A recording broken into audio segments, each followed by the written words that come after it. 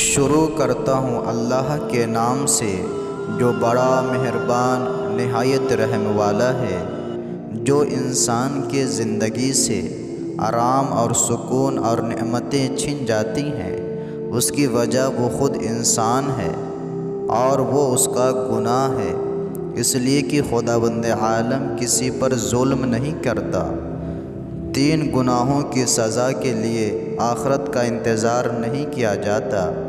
پیارے نبی کریم صلی اللہ علیہ وآلہ وسلم نے ارشاد فرمایا، 3 گناہ ایسے ہیں جن کی سزا اس دنیا میں ہی جلد مل جاتی ہے اور آخرت کے لیے تاخیر نہیں کی جاتی۔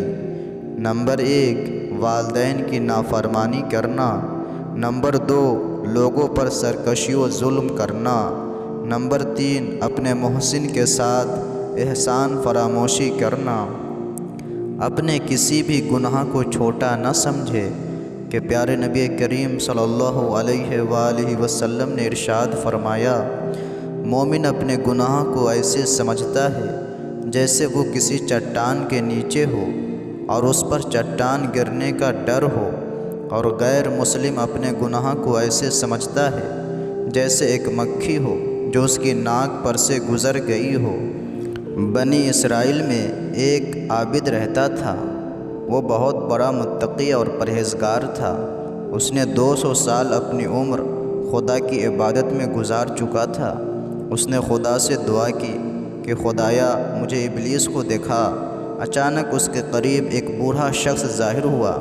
عابد نے پوچھا، تم کون ہو؟ بوڑھے شخص نے کہا، میں ابلیس ہوں۔ عابد نے کہا، تم میرے پاس اس سے پہلے کیوں نہیں آئے مجھے فریب دینے کے لیے؟ ابلیس نے کہا، کئی بار آیا لیکن تم میرے جال میں نہ پھنس سکے۔ عابد نے کہا، کیوں؟ ابلیس نے کہا، کیونکہ تم ہمیشہ عبادت الہی میں مشغول رہتے اور ہمیشہ اس فکر میں رہتے کہیں ملک الموت عزرائیل نہ آ جائے اور میں گناہ و معصیت میں مبتلا ہوں۔ اس وجہ سے میں تم پر مسلط نہ ہو سکا، اور اسی وجہ سے خدا نے تمہاری 200 سال عمر کی اور مزید تمہاری 200 سال بڑھا دی ہے۔ گویا کہ اب تمہاری عمر 200 سال خدا نے بڑھا دی ہے۔ یہ کہہ کر ابلیس غائب ہو گیا۔ عابد سوچنے لگا اور اپنے آپ سے کہنے لگا کہ 200 سال میری عمر ابھی باقی ہے، کیوں اپنے آپ کو دنیاوی لذت سے محروم رکھوں؟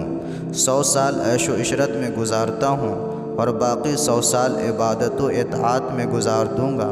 اس غلط فکر نے عابد کو عبادت سے دور کر دیا اور دنیا کی طرف متوجہ ہوا۔ آہستہ آہستہ گناہ کا مرتکب ہوتا رہا۔ ایک دفعہ اچانک اس نے محسوس کیا کہ ملک الموت عزرائیل اس کے قریب آ رہا ہے۔ عابد نے عزرائیل سے کہا، میری 200 سال عمر ہے۔